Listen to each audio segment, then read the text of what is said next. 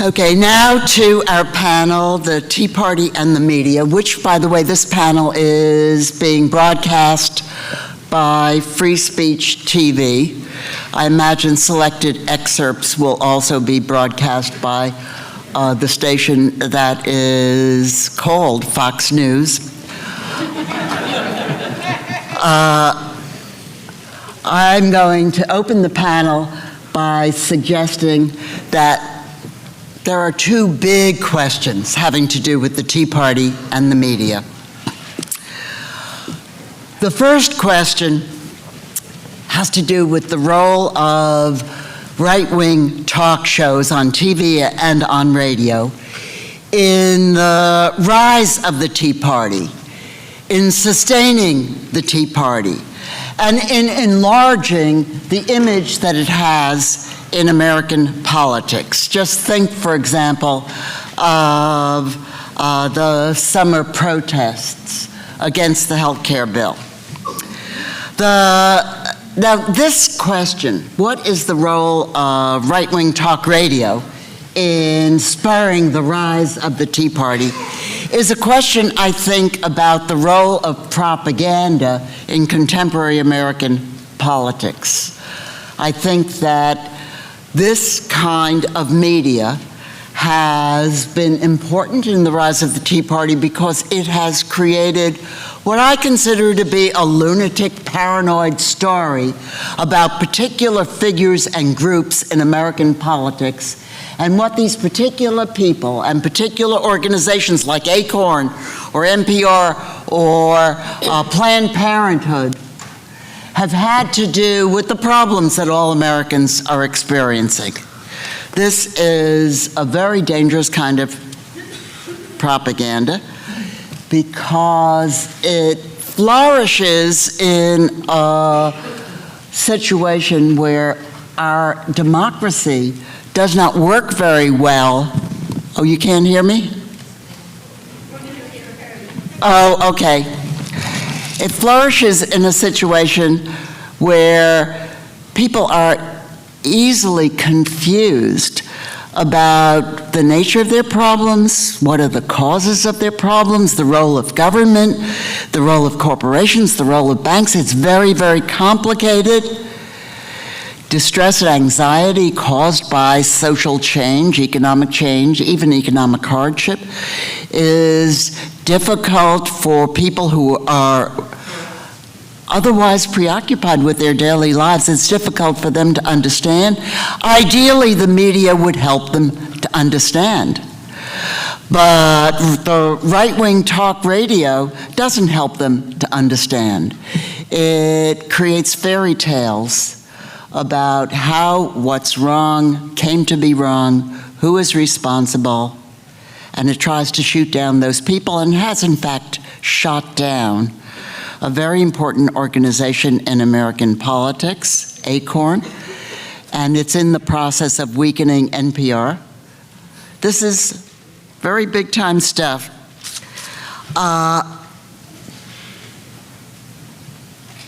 The second big question about the Tea Party and the media doesn't have to do so much with the Tea Party as such, but rather has to do with how the media portrays movement activity in the United States. You know, the tilt of the mainstream media, this isn't about the right-wing media, this is about the mainstream media. I think the tilt of the mainstream media is so extreme that it has become truly amazing. I was at the U.S. Social Forum this summer. There were 15,000 people there. I think there was barely a story in the mainstream media about this quite remarkable gathering of good-natured, happy people, eager to talk to each other from all walks of American life. This was kind of an amazing phenomenon, and it was not covered. Instead, what was covered last summer, or really in the summer of 2009 this began, were the little town hall meetings that were called by congressmen. They were very small, actually, but there were historical Tea Party people there screaming, "Don't let government get their hands on my Medicare." I mean, you laugh, but this is what I mean when I say our society has become, or our politics have become so complicated and so opaque that it is easy for propaganda to gain a foothold, to gain a grasp on the minds and the discussions of American politics. So I don't expect, by the way, much coverage, except from Free Speech News and Fox News, and you know what kind of coverage that will be, of the Left Forum either. But we do have our media. It's no slight to the vigorous, honest, earnest media organizations that are here to say that it would be much better if the mainstream media covered us as well. So I want to turn the floor over to our fine panelists. I'm going to go in the order of the speakers list that I was given. Laura Flanders will be our first speaker. Laura is the host of GritTV on Free Speech TV, which is filming us now, and online at the popular blog site firedoglake.com. Laura also hosts Radio Nation on Air America Radio, the weekly radio program of The Nation magazine, and she's the author of Blue Grit, True Democrats Take Back Politics, Back from the Politicians, and the New York Times bestseller Bush Women. And don't you have a book on the Tea Party? There's At the Tea Party, out last year. And a book on the Tea Party, so she's well equipped for this panel. Glen Ford, our next speaker, has been a radio host and commentator. In 1977, Ford co-launched, produced, and hosted America's Black Forum, the first nationally syndicated Black news interview program on commercial television. In 1987, Ford launched Wrap It Up, the first nationally syndicated hip-hop music show broadcast on 65 radio stations, and Ford co-founded and is current editor of Black Agenda Report. Adele Stan is our next speaker. Adele, no, I went to the wrong place in my book. I haven't ever met Adele, actually. Adele is the Washington bureau chief for Alternet and has served as a columnist for the American Prospect Online and an essayist for The Guardian's Comment is Free site. Her work has appeared in The Nation, The Advocate, Salon.com, and Mother Jones Magazine, as well as op-eds in the New York Times.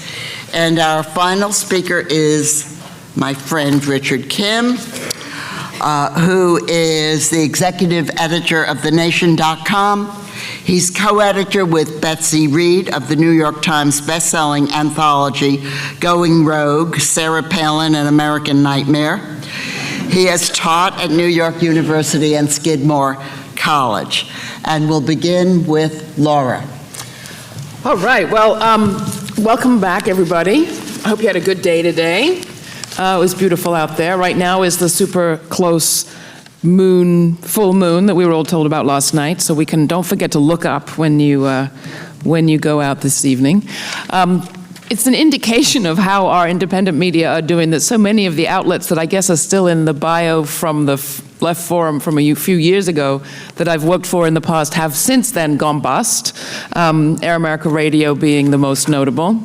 If you're not familiar with GritTV, if you don't watch us every day on Free Speech TV, and welcome everybody who's watching from Free Speech TV broadcasts to about 30 million households on Dish Network and DirecTV, and also online at freespeech.org. Thank you, everybody who is a supporter of Free Speech TV. If you don't watch us every night, you can catch us here in New York, Channel 75 on CUNY, it's 11:30 at night. And also on 34, a couple of times a day, 8 p.m. and 9 in the morning. I got interested in the Tea Party for a couple of reasons. Obvious reasons, many of them, and then some of them less obvious. And the media quandary presented, or the media reality that they once again remind us of, or the coverage of the Tea Parties reminds us of again, is one that we've known for many, many years. So let me just start with the media quandary. How many of you know that February 26th, this last February 26th, there were US uncut actions all across the country, right? Not a lot of you, but some. They took over things like branches of Bank of America, sponsored by a group that's been inspired by the UK Uncut movement that grew out of the protest against the hike in student fees. Also on the 26th, there were actions at the Bank of America branch in Washington, D.C., sponsored by, among others, the National People's Action. They actually shut down that branch. They invaded the Attorneys General meeting happening right then in Washington, the Attorney General's Association, and they flooded the halls of Congress in an effort to meet with both the leader of the House and the Senate on the Republican side. Are all of you aware that that happened? Meanwhile, there's some other numbers, right? In the collection at the Tea Party that came out from Orr Books, we did a few calculations. You know, the events that Francis is talking about, the explosions by exasperated talk radio hosts at town hall meetings, or talk radio listeners, by town hall meetings in the summer of 2009, you could see anywhere. They were rebroadcast on every network, right? We all remember the woman in the red dress from Maryland who spoke up and got the whole group there at the town meeting to, I don't know, recite the Pledge of Allegiance or something. That was played everywhere. You didn't have to attend any of those events. You could watch them on your computer on every network. The same media that I wrote here, shunned the pro-immigration reform march, the March for America that many people think had about 200,000 people attending, and shunned the pro-choice March for Women's Lives that had about 500,000 to 1 million and a bit attending, or the anti-war march of January 18th, 2003, 100,000 to 200,000 people attending, or the March on Washington for LGBT equality, 300,000 people attending. Those were all Park Service numbers before they stopped taking them. Showers attention on the Tea Party. We know this, right? On Glen Beck's rallies, where CBS estimated about 87,000 people attended in 2009, and about the same number, frankly, in 2010. The coverage cannot even be compared. At the same time, I think that we fall into a trap when we think the Tea Party are the fundamental problem. And this is where the personal part of how I got interested in the Tea Party comes in. I had sort of not ignored the Tea Party, but it wasn't my focus of attention. I thought it was overplayed for all the reasons that we've mentioned here. I also thought it was kind of inevitable that you have a backlash against the election of a claiming to be liberal African-American black president, first black president in the White House, and that this stuff always happens. And it mostly happens in far-off places or states without that many people, and maybe we don't need to give it that much attention. Then it turned out that quite a close member of my extended family is a Tea Party fan. And he doesn't live far, far away. He lives right here in Brooklyn. And he's 80 years old, construction worker, still works with his hands every day. Never had a pension before Medicare, and never really had a job that paid him very much at all. This is a guy who works still with a hammer at the top of a ladder, 80 years old. And yet he had got sucked up in this Tea Party movement, and in fact had bought his first ever television with his twin brother, both 80, in Brooklyn, so that he could watch Glenn Beck's program. So when Carl, who is a good-hearted man who's always there when you have an emergency, who's a fantastic fellow, comes to my partner and I, our very metrosexual Thanksgiving every year, which is often described as 34 lesbians, 3 gay men, and 1 befuddled Republican contractor. That's Carl. Carl started taking me to Tea Party meetings. And I think there's a big difference, and I think we run a danger when we blur the leadership of the Tea Parties, who fire people up to the kind of violent rhetoric that's been directed at Francis, who use the kind of tools of propaganda that Francis is talking about. When we blur the distinctions between those with a moneyed interest in the outcome of this backlash and those who are, many of them, kind of disgruntled followers. There is no question the role of racism in all of this. And we'll talk about that for sure on this panel. But I think there is also for us a responsibility to consider this man, Carl, had listened to me on Air America Radio for years. Is it just the racism that was able to fire him up? Is it just the potency of that hot button that was able to win him for the Tea Party backlash in a way that I was never able to win him, even though he loves coming to Thanksgiving? I also think there's the question of the reaction of America to the Tea Parties that needs to be taken into account. And I write in the book, that the Tea Party isn't a new movement, it's the latest expression of an old sort. Likewise, Beck, as Fox News' own Eric Burns has put it, is Huey Long without the political office, is Father Coughlin without the door expression, is John Birch without the society. It goes on to talk about how reactionaries are nothing new, but it's the reaction to this particular set of reactionaries that makes today's clutch dangerous. Will Beck and the Tea Partiers claim seats in Congress, I asked last fall? It's possible. It's also primarily not the point. Congress and the White House cower plenty already. Just ask Van Jones or Shirley Sherrod. The fact that a housing bubble, a bank collapse, an economic depression, and 2 disastrous wars are being accompanied by a right-wing revolt rather than a left one, it's preceded the last month, speaks to just how well the reactionaries are ensconced. But I write, Beck and Palin and the Tea Parties aren't the beginning, they're the bacchanal. They're the ecstatic expression of a riotous victory of the rule of the irrational. The really dangerous bull, I say, isn't Beck. It's a whole slew of once fringe ways of looking at the world that have become what he calls common sense. The idea that civil rights are special rights and regulations are theft, that taxes are bad for the economy and the poor are best helped by helping the rich. In the absence of any more persuasive explanation for the situation so many are facing, what Lisa Dugan in this book calls Beck's pedagogy of shock works. And the story goes on. I end by saying, this August, Carl, my friend, turned 81, a proud Korean War veteran. He's still working with his hands in an economy that's driven wages for men like him down for his entire adulthood. Medicare is the first health insurance plan he says he's ever had. He rents cheaply and devises good business plans that never find investors. While I see deregulation and globalization and the assault on workers and wages as an explanation for his struggle, he sees greedy union bosses, busybody bureaucrats, and people who don't work as hard as he does for a living. When it comes to threats that we face, I see war and the growing schism between America's rich and poor. Carl sees government by pencil pushers who've never met a payroll and the seizure of private assets.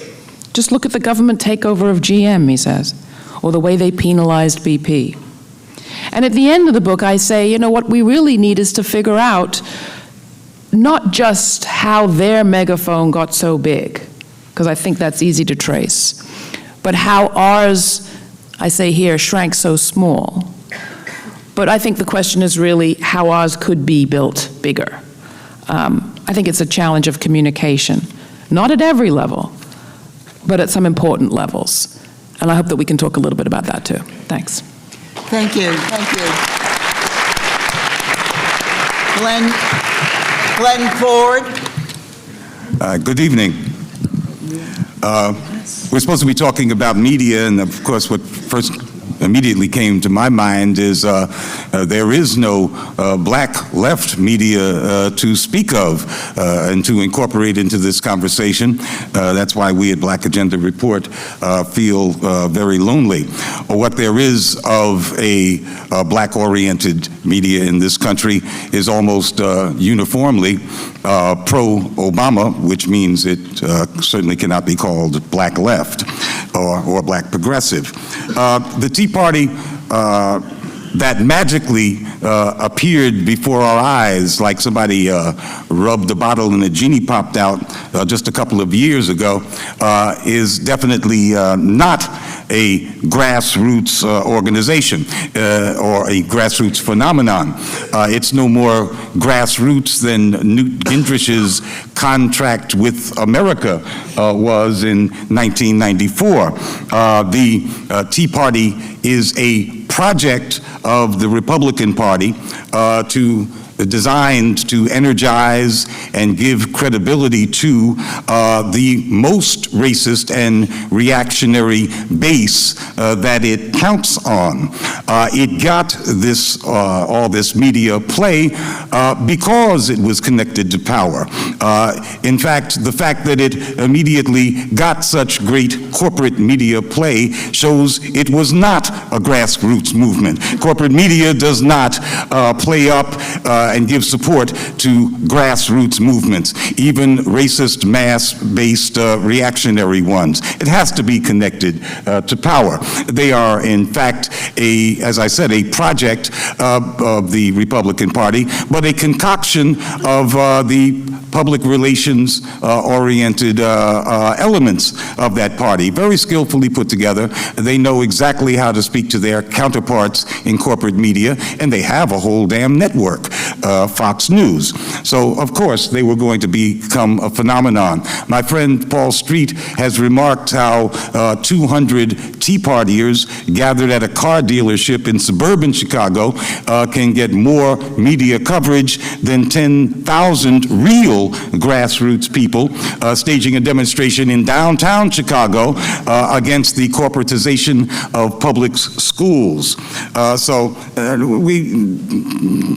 I think it's very clear that if we're talking about the Tea Party with the capital T and the capital P, no, that's the Republican Party, which is why they so effortlessly rose to become the ideological vanguard of the party in no time flat. They didn't invade the party and then convert it to Tea Party values. They were part of the party from the very beginning, and they've only been successful because they are a project and are backed by big money, not just the Koch brothers, but the Republican Party itself. And at that point, I have to talk about why they resonate with such a large portion of America. I guess about 30%, according to those who respond to polls. The Republican Party in 1968, as most of you know, launched its Southern strategy because it found a huge opening, a kind of vacuum. The Dixiecrat Party, the Democrats in the South, had been for generations the white man's party.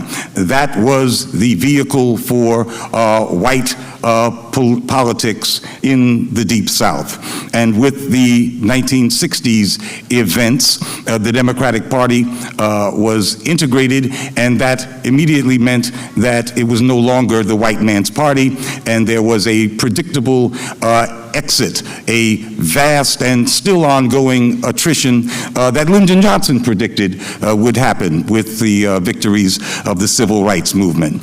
So the Republican Party then took the place of the Democrats or Dixiecrats as the white man's party in the South.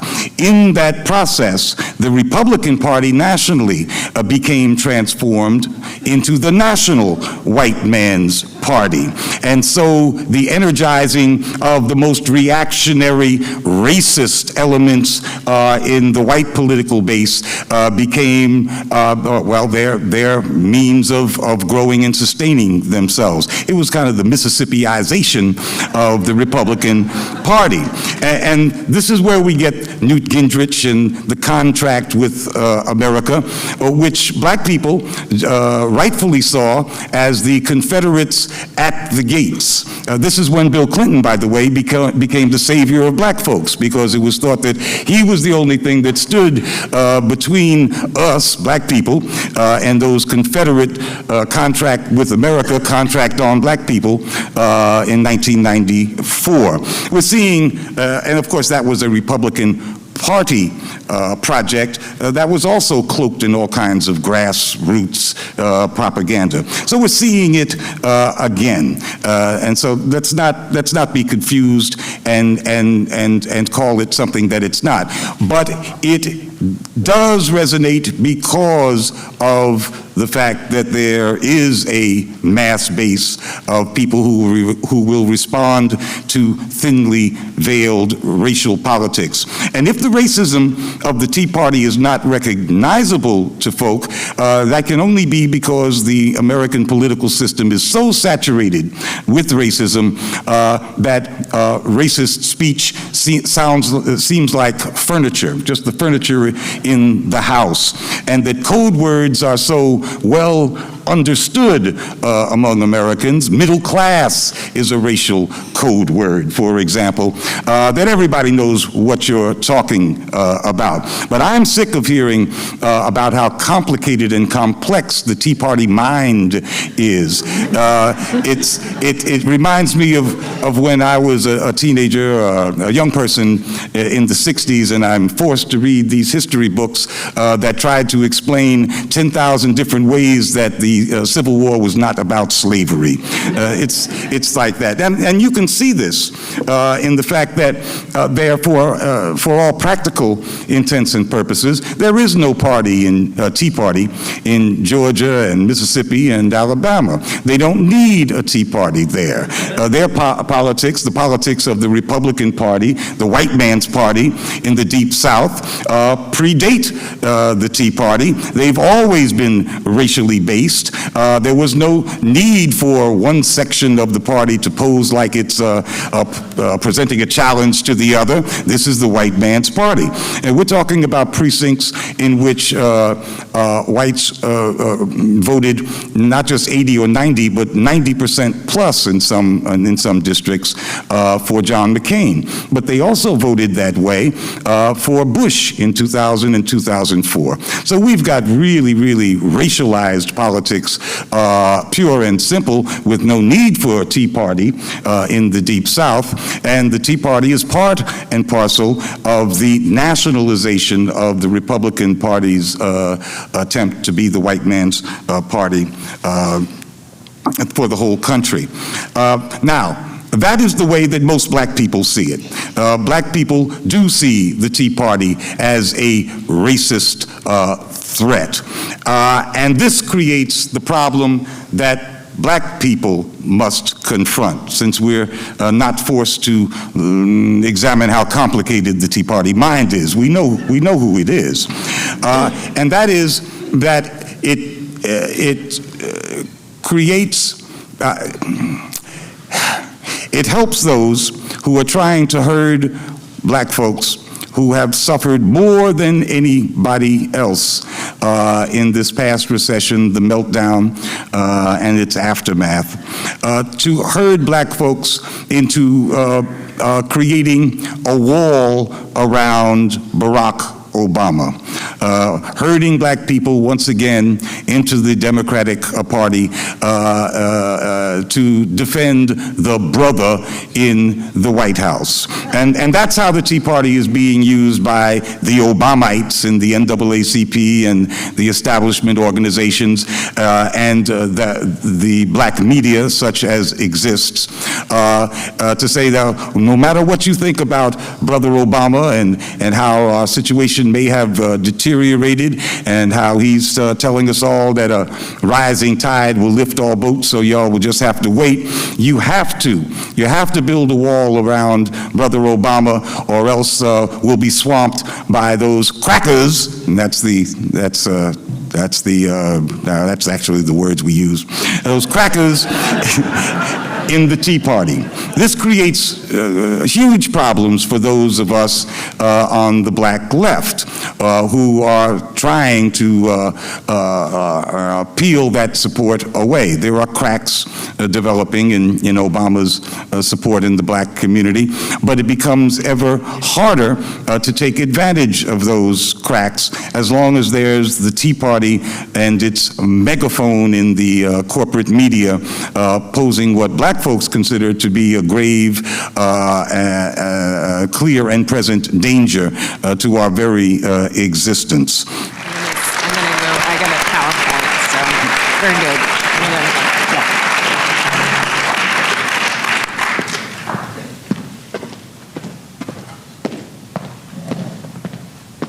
Adele, Stan? Hey, lefties, you having a good conference? With any luck, I have a picture show for you. It seems to be centered a little funkily here, so I'm not sure it's going to quite work. But before I begin that, I should respond to some of what's been said. I mean, initially I was asked to discuss some of the solutions we might have on the progressive side to the problems presented us by Tea Party and the media. And I'm like, oh, sure, I can fix that. Piece of cake. And I really do think we have some, there's definitely a few things we really need to talk about on that front. One of them is on the content front, what I see, having studied the right, is on the left, we have sort of a lack of an overarching narrative. What they've done very successfully is build, with their propaganda, as Francis has stated, an overarching narrative that really appeals to the constituency that they were seeking to bring in, which are those middle-class white people who have a lot of resentment. Where does resentment come from? It comes from fear. It's generally an expression of fear, which is not to say that the racism isn't real, not to say that the demonization of public servants isn't real and dangerous. But there is a root. At the root, there's fear. And one thing I think that we as progressives, and I really listened very deeply to what Laura was saying about her friend Carl, because that's the crux of it right there. It doesn't mean we can win the people who are the base of the Tea Party who are out there screaming at the town hall meetings. But that's not where they draw their strength. Their strength is from all of the folks who are like Carl, who watch Glen back and see something that they can relate to. So I think that we need to think about how do we address fear of change. And we tend to, as progressives, come at people and say, change is cool, man. The world's messed up. Let's change it. Well, human nature is not always all that keen on change. And so you have all these people feeling very disempowered by an economy that has kept their wages flat since 1978. And at the same time, all of these, people who don't look like them seem to be getting ahead of where they used to be. All the changes in the family structure that have taken place, the empowerment of women, all of these things are very disconcerting. It doesn't mean we want to go backwards, but we need to talk about change and how to assuage fear.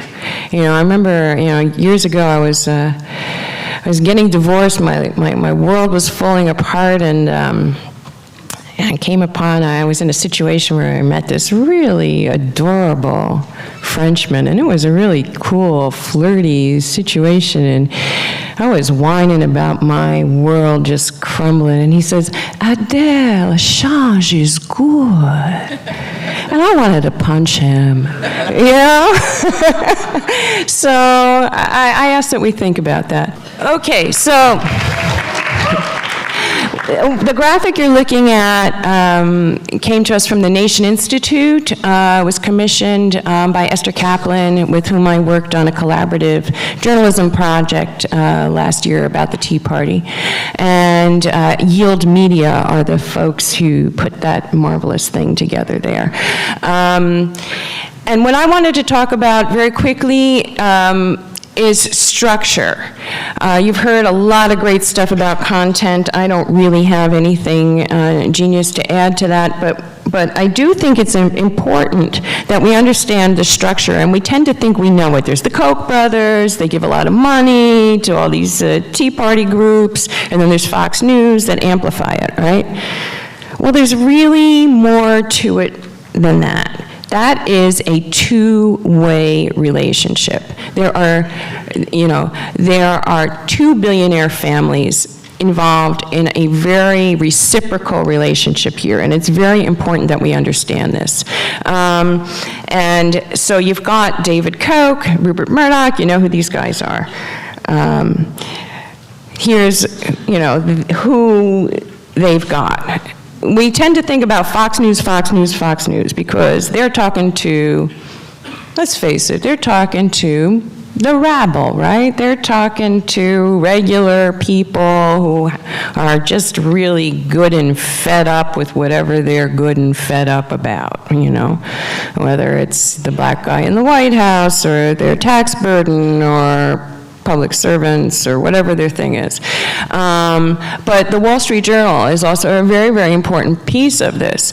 The Wall Street Journal is the largest circulation newspaper in the United States, and it's owned by Rupert Murdoch. Okay, so here's the stuff that David Koch hates, and I left a few things off the list. I keep thinking of more of them as corporate taxes, environmental regulations, financial regulations, virtually any regulation of business, green energy, government and its damn regulations, organized labor, government and its damn unionized workforce, taxes, and I forgot reality. Reality as it pertains to the climate. And Rupert Murdoch hates financial regulation, virtually any regulation of business, organized labor, Democrats, taxes, possibly the human race, except for members of his immediate family. And the Tea Party folk have low tolerance for taxes, liberals, hippies, Democrats, see taxes and liberals, labor unions, see Democrats, feminists, people who don't look or talk like them, see liberals, hippies, and Democrats, overregulation of small business. And I think that's, last one, is something for us to think about. Okay, so Rupee and Davy, they got their lists of things that they hate, and there's a lot of overlap, and then they've got all of these people out there who are hating on some of the same stuff, and they can kind of make the stuff that Rupee and Davy hate kind of look like the stuff that the regular people hate. So, there you go, Time to get into the Tea Party business. Tea Party business started with health care reform, but it wasn't about health care reform. We kept making that mistake. We kept looking for the health insurance companies who were going to reap the benefits of this. What health care reform was about was organizing people. It was because it was such an emotional issue that was the organizing issue. That was the one you built the lists from. So, and the real deal, every time I would go to cover these healthcare rallies by Americans for Prosperity, the big Koch-funded group, there was always a rally about cap and trade, about energy reform at the same event. And I was like, what's that about?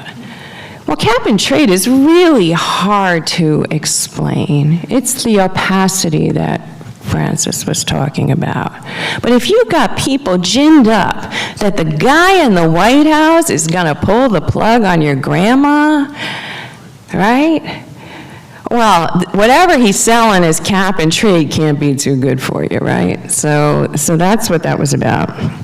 Okay, so they're organizing the outraged. But the nationalization of the Tea Party movement is the first time that major media were used for direct political organizing. And we have no parallel structure. Now, we probably don't want a parallel structure, but we need to find a way to wage some asymmetrical warfare on this structure. Because why are they able to get the kind of media that Laura and Francis were talking about? Well, they are the damn media. So it is inevitable that the echo chamber created by the largest cable news network is going to have an impact on mainstream media. And they are relentless with their message discipline, and they have an overarching narrative that is very emotional and patriotic and full of language that is what is not to love about liberty and freedom and the nation's founding, if you're of a certain, kind of person.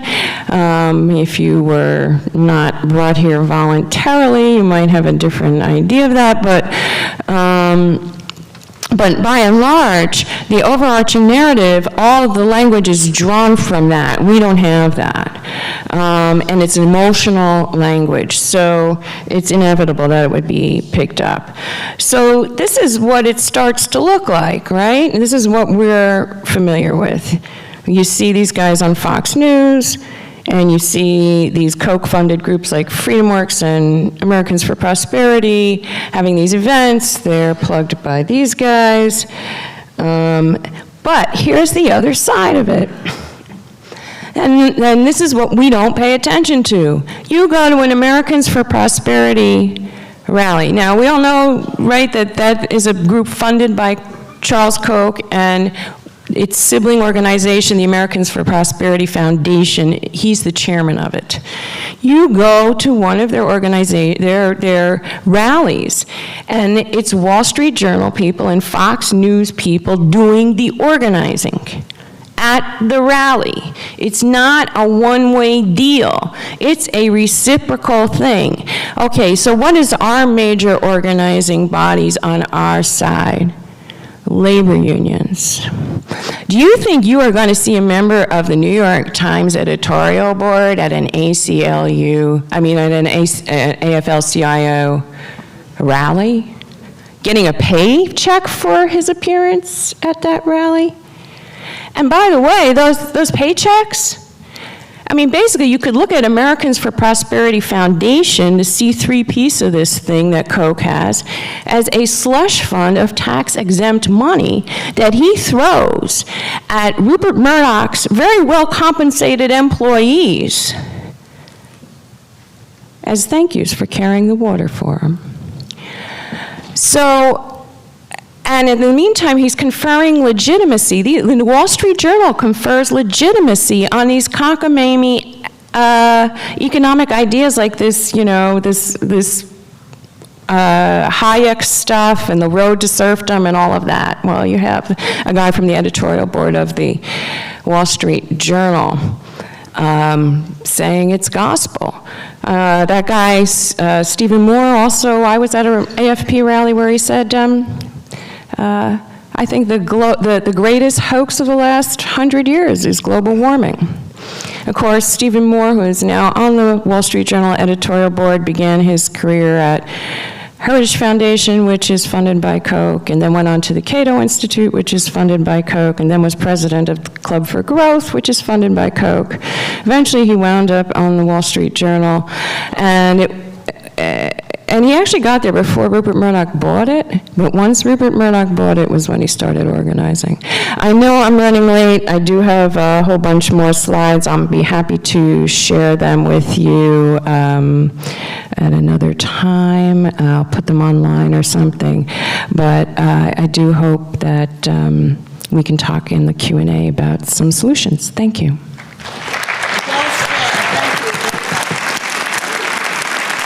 So I just want to use the time I have, and I'll be brief, to talk in some pretty specific terms about what has happened to the Tea Party base since the midterm elections.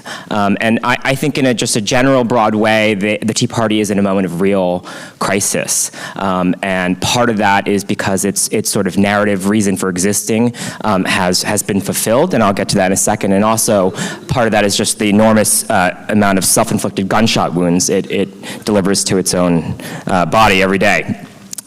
So, I considered the Tea Party up through 2010 midterms, their primary narrative function was to allow conservatives to disown the failures and excesses of the Bush administration. So, you had this Republican, putatively conservative president whose major legacies were multi-trillion-dollar wars, crony capitalism, boondoggles to corporations, including some of that were owned by his best friends, and tax cuts for the wealthy. This left a massive short-term budget deficit, which is not good if you come from the party that is against budget deficits. So, the Tea Party comes about, and it's a way to allow the rank and file to narrate a story about how conservatives got lost in the quagmires of Iraq and Afghanistan and in the corridors of Halliburton, but they found their way again, right? And they could disown Bush and his legacy, and they did that by running insurgents against Republicans, and they also did that by just kind of looking the other way as totally entrenched Republicans that voted for all the agenda items on the Bush docket suddenly claimed that they were members of the Tea Party and insurgents. And sort of the height of that hypocrisy was when John Boehner went on TV the night of the midterms, and he was a 10-term incumbent at that time, and said he's going to bring a new way of governing to Washington, which presumably he hadn't done in the last 20 years. So, the logical conclusion of this narrative has manifested in this weird way that the Tea Party sort of narrates the failures of Bush is actually about Obama, right? So they've sort of rewritten history so that Obama himself is almost solely responsible for the budget deficit. And you see this in Michelle Bachmann's charts that she had up in her sort of weird sideways response to the State of the Union address. And you see it in weird things like Rand Paul in his book. He's narrating, and he's very angry with Bush, and he's narrating how Bush has failed conservatives and increased the deficit and gotten away from sort of the principles of conservatism. But he has to do it by saying, let's imagine that Bill Clinton was followed by Obama and George W. Bush were never president. And then he talks about the sort of hypothetical things that this President Obama did, which are all the things actually George W. Bush did. So there's this sort of weird substitution that they've accomplished, and it's sort of taken as an article of faith in the Tea Party now, that the deficits are all just a function of Obama's policies, when, in fact, the majority of the short-term deficit is a result of Bush administration policies. So that brought us through the 2010 midterm elections, and it allowed this sort of distancing from Bush and this sort of conservative, the appearance of a kind of conservative renewal and rediscovery. So once that's done, and you have Tea Party people actually in office, like being governors and in state legislatures, what's to do? What is left for them to do? And what's going on there. And so, there are a couple trends that you see, and one of them is that amongst the Tea Party base, there has been a loss of interest in politics and a lessening of the intensity of their politics. And one of the real key indicators of this is there are consistently polls that the Pew Press Center does on how angry Americans are with government. And in the fall, 47% of Tea Party supporters said they were angry at the U.S. government. Now, only 28% of Tea Party supporters say they're angry at government. So there is this sort of reduction in the intensity of emotion, that the Tea Party base has about government. The other thing you're seeing, and this is manifest very clearly after the midterm elections, is a schism inside the Republican Party. About half of all Republicans identify as Tea Party supporters, and another half identify as either they're not Tea Party supporters, or they just haven't heard or don't have an opinion about the Tea Party. And what's fascinating there is that the non-Tea Party Republicans consistently in polls are now behaving like Democrats, right? And the gap is not between Democrats and Republicans, but between Democrats, non-Tea Party Republicans, and the Tea Party. And this manifests in some really clear ways. So when all the Republicans say they're against, deficits, they want all these cuts, but when you actually poll people about specific cuts, surprise, it turns out they don't want any of these cuts, right? So when you come to education, for example, 64% of non-Tea Party GOP people, non-Tea Party Republicans, support increases in spending on education. That mirrors very closely with how Democrats poll on the issue. Meanwhile, where am I here? Just 33% of Tea Party people support increases in education. So there's a huge gap there of 38 points. You see that also when you get to Social Security, Medicare spending, environmental spending, financial aid to college students, unemployment insurance, right? A plurality, actually, of Republicans support increases in spending to all these social programs. And that makes them very different from their Tea Party brethren, who all, the plurality of them support cuts, right, to those programs. So that's a very interesting wedge that's opened up in the polling, and it's something that I think could be exploited in the short term. And you see that most clearly around the issue of the government shutdown that is looming, and the continuing resolutions that have allowed the government to keep going, and 3 of them have been passed so far. And the polling there is, again, very split. You have Tea Party Republicans really eager for government shutdown, and they don't care what the cost is, or what happens in public opinion, or how long it lasts, or how many people are hurt. They really, really see this as the fulfillment of their ideological mission. And they have actually even begun now to attack the Tea Party candidates that won, who have now voted for the continuing resolutions. There are about 30 of them who are in Congress now, and they voted for continuing resolutions. And so people like Kristi Noem of South Dakota, who is a Tea Party darling just 6 months ago, is now a rhino, a Republican in name only. Adam Kinzinger of Illinois, who was a Tea Party darling, is now a rhino. And there's even chatter on the state websites of running Tea Party candidates against these Tea Party candidates for betraying Tea Party ideals. As Martin Meckler, who's a co-founder of Tea Party Patriots, puts it very succinctly, congressmen are fungible commodity. I believe that, actually, so, So in addition to this sort of schism and the sort of purging that they consistently do of Tea Party candidates, you're also seeing attacks on generic Republicans. The New York Times had a story about Utah Republicans, like Orrin Hatch and John Huntsman being under assault by Tea Party people. And Jacqueline Smith, the Utah Tea Party leader, said of John Huntsman, who's a solid conservative, quote, "On a good day, he's a socialist. On a bad day, he's a communist," which presumably would make him feel very at home at the Left Forum. So we should invite him next year.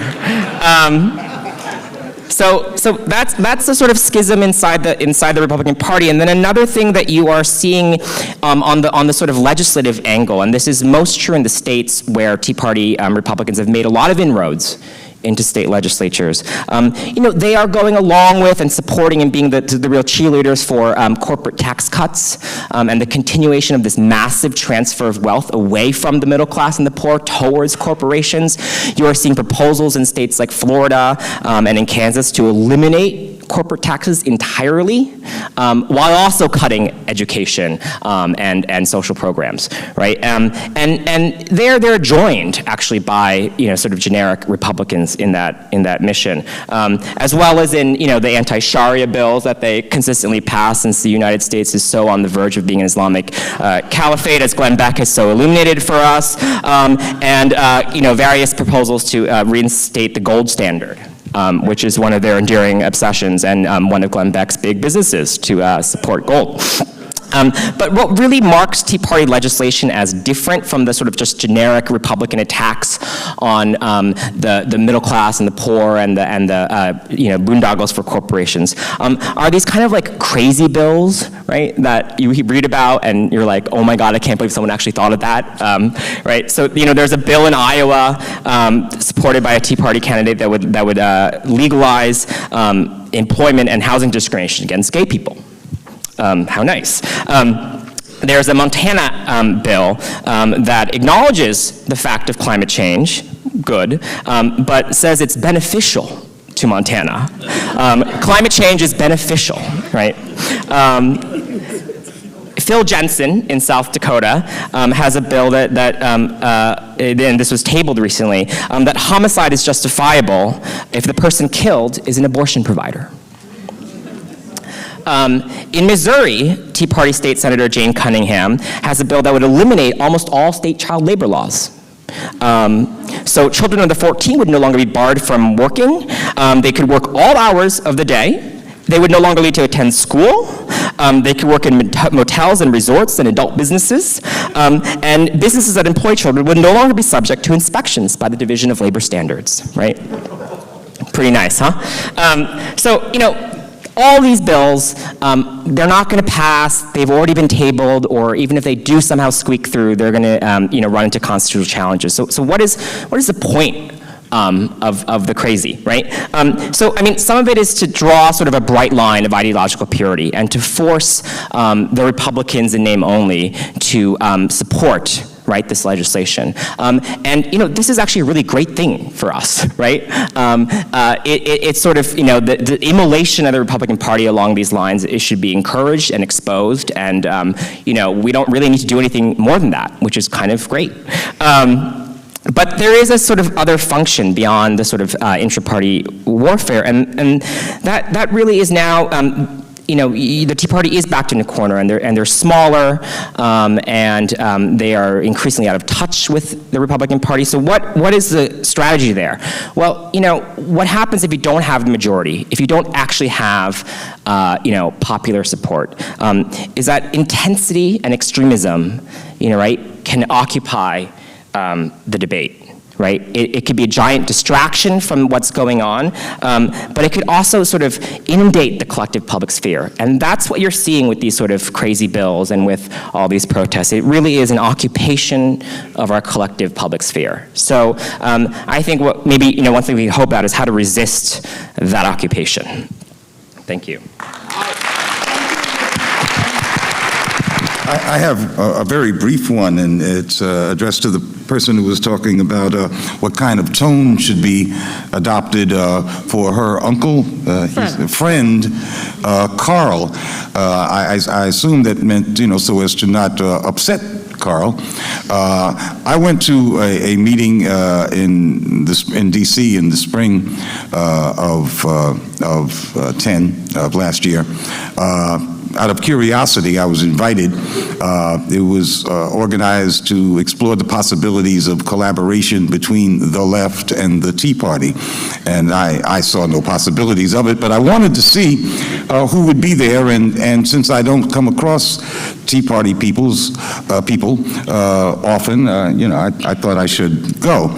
Anyway, so there were these Tea Party sympathizers seated around the panel with a big table with people who said they were progressives. And the subject came up, what kind of language can you use so as not to alienate the Tea Party type so that there can be some kind of meaningful dialogue. And one of the Tea Party sympathizers suggested that, well, one word you shouldn't use, it's a bad word, is peace. Because peace conjures up in Tea Party type people's minds, the 60s and all of the bad things that happened then. Well, it was time for me to go home at that point. I had discovered all I really needed to know. If we configure our rhetoric or our language to suit people like that guy, I really don't know your friend, but that guy in D.C., then we won't have too much to say, and whatever it is that we have to say, we will not say very effectively. Peace. Adele.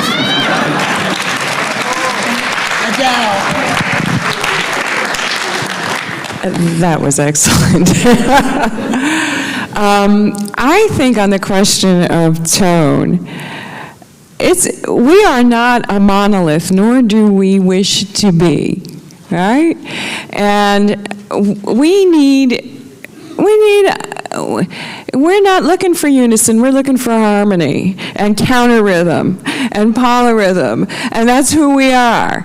And so I think we need a lot of different voices doing and saying things in different ways.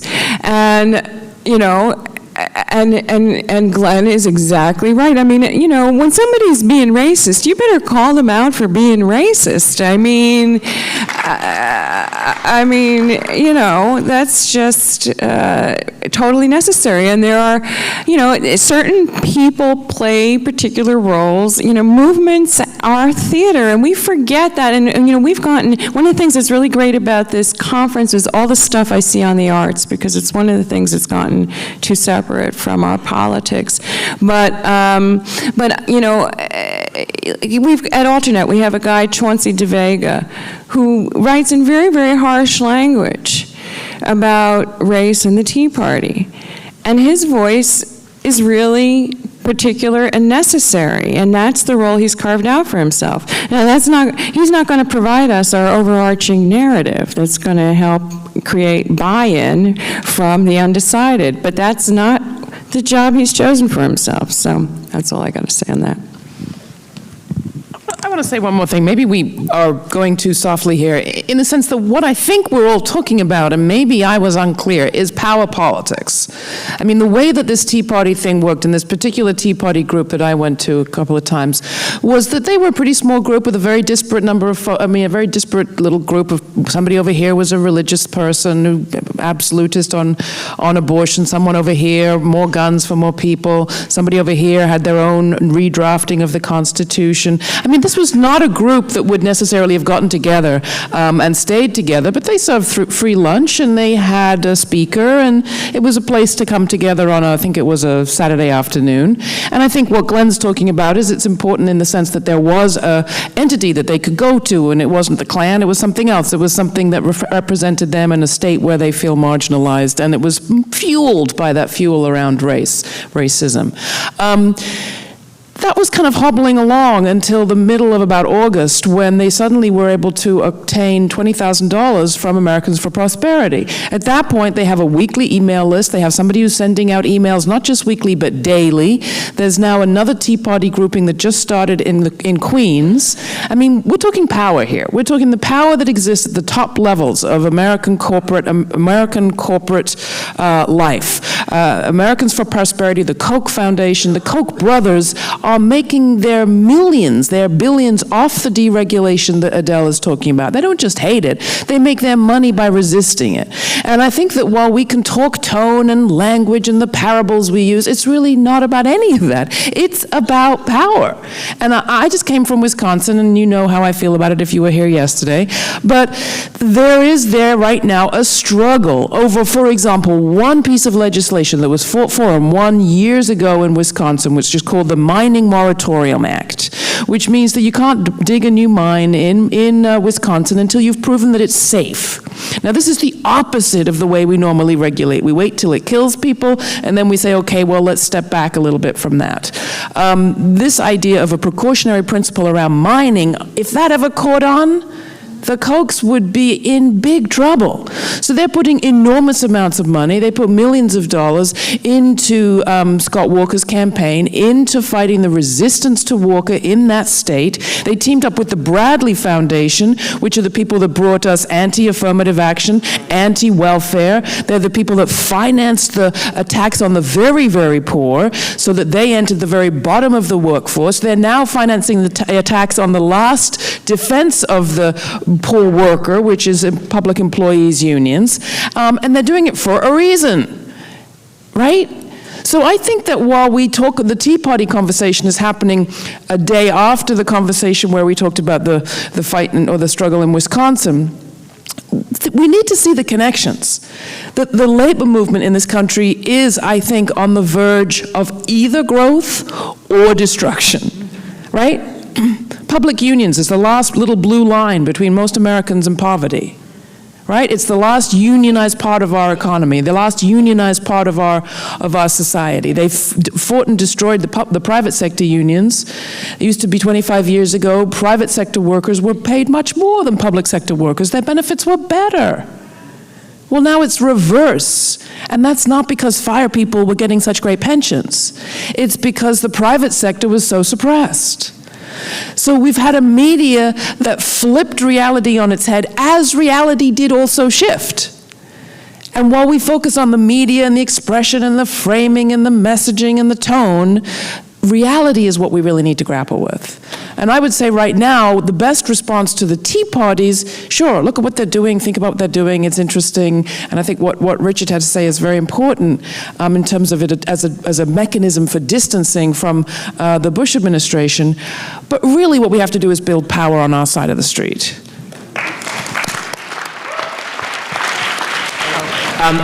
I just want to push back a little bit on this idea that's been threaded through a couple questions, which is this kind of Tea Party envy that people are having, and this idea that the right has a better narrative, that they're more unified, that they're better at storytelling, that they're better organized. That was sort of percolating in a bunch of questions, and I think that looks kind of true from where we're sitting in the left forum because, as someone put it, there's Air America Democrats here to Marxists, and then 19 million varieties of Marxists who all have their sectarian factions, and there are many, many panels at the left forum about those. Including, how you fell down on the Sino-Soviet split. But so we, up close, see this kind of diversity and this cacophony, actually, of left voices. And we assume a kind of right-wing monolith and a simplicity and a unity there. And, just as someone who has done some reporting on the right and gone to a lot of, Tea Party events and other conservative events, they're a hot mess. They're totally not unified. They have no narrative. They have, a lot of what defines them is they have a lot of flexibility, right? So they're very good at switching tracks. So just 6 years ago, it was like gay marriage was a threat to civilization, right? And then, it's Obama's secret, Islam background or missing birth certificate, or it's public sector workers. I mean, they're very good at picking their targets and rewriting their own movement history very quickly. And reorienting their movement so that it sort of goes after the target of the moment. But underneath that, are a lot of fractures, and that's sort of what I tried to discuss, actually looking at what the Tea Party candidates are doing and standing for. So there's a lot of, real discord there, and what they have is, just a lot of shamelessness, the ability to lie to your face, and I don't want any of those things, right? I think we should be developing our own agenda, looking at the resources we have and the vision and values that we have, and not with this sort of Tea Party envy. Thank you, Richard. Adele. Gosh, there's so much. Starting with, Richard is right in terms of there's a whole lot of infighting going on right now on the right. I might take issue about the narrative piece of it. I think that they have a narrative for public display that is, used for recruiting purposes that is quite effective. And that's all that American Revolution stuff and all of the language that stems from that, because it gives them a unified set of language to express just about any idea from. The tyranny, anything they don't like is tyranny, which comes out of the Declaration of Independence and, all those ideas. And I think we're at a particular moment in right-wing media that's really fascinating, and we didn't discuss it, but out of this whole thing with James O'Keefe going after NPR, the way he was exposed in his bad editing was not by Media Matters. It was by Glenn Beck's website, The Blaze. Now, why is that happening? Because Beck is losing his cachet, and there's a whispering campaign among Fox producers who kind of want to get him to pull it back a little bit. I guess after he went after Francis, it didn't play all that well, and so he's looking like he wants to out Breitbart this guy Andrew Breitbart, who's been the patron of James O'Keefe, and so there's a whole little battle going on there for the future of right-wing online media that, you know, we're not very good at doing the wedge game, and we might want to think about it. One last point about I personally, and I don't think any of I don't know of anybody on the left who is suggesting sympathy for the Tea Partier. That is not what I'm talking about. I do think racism needs to be called out, you know, as it happens. What I am talking about is looking at the root of where that racism comes from. And, you know, this is the old game that was played right after the Civil War, where whites who are not enfranchised were pitted quite deliberately by the plantation owners against poor blacks as a threat. It's the same game that was played in the northern cities between the Irish and the blacks. I'm not saying that Tea Partiers, those Tea Partiers who happen to be racist, are not accountable for their racism. They truly are.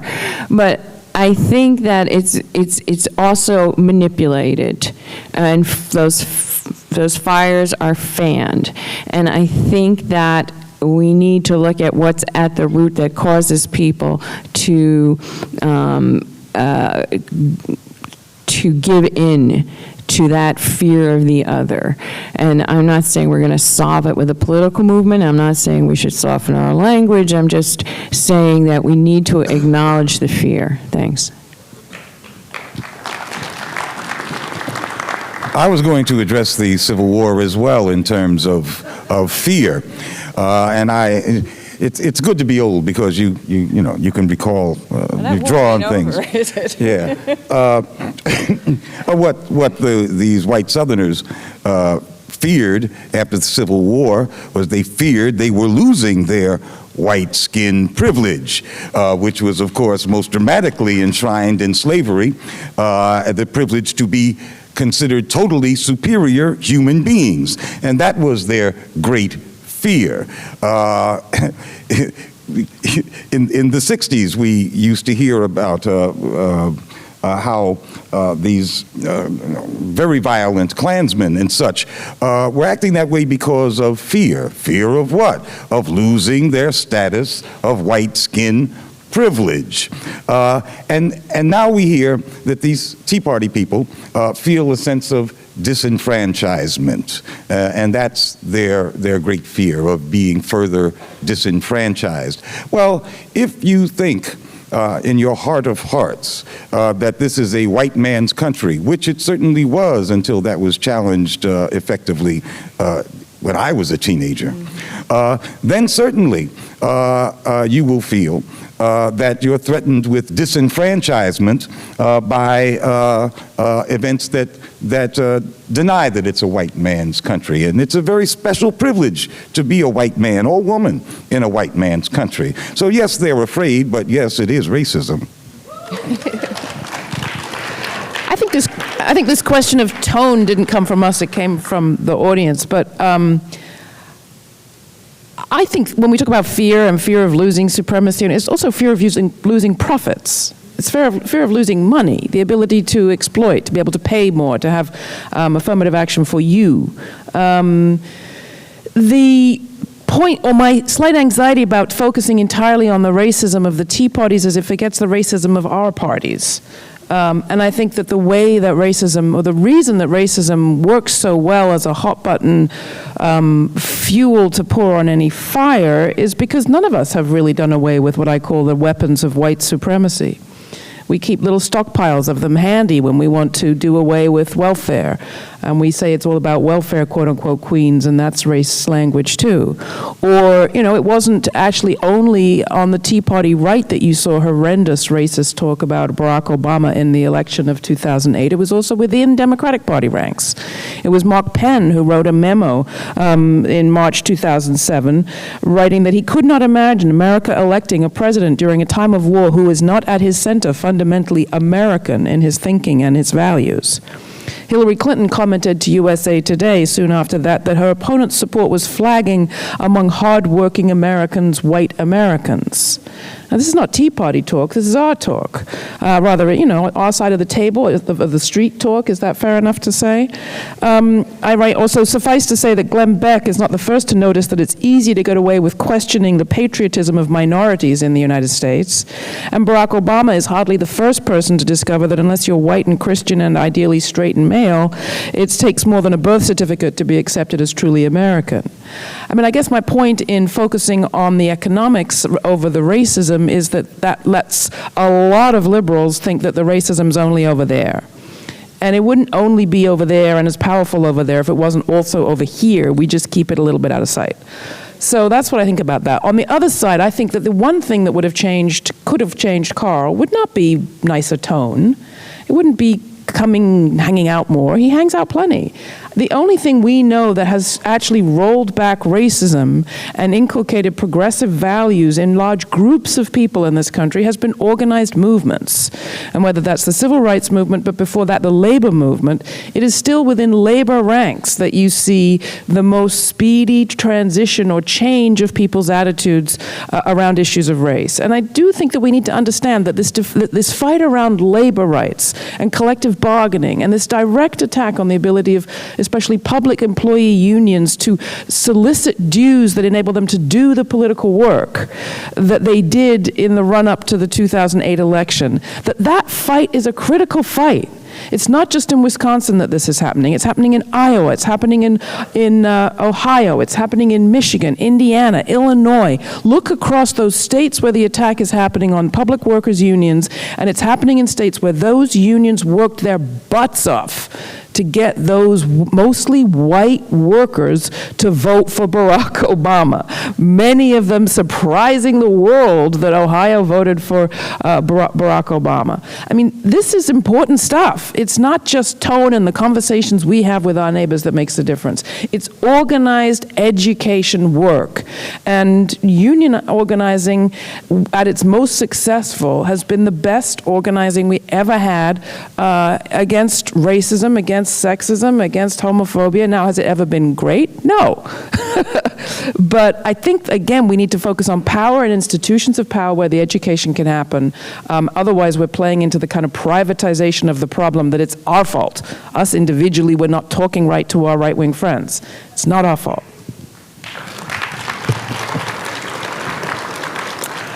I'm the last commentator.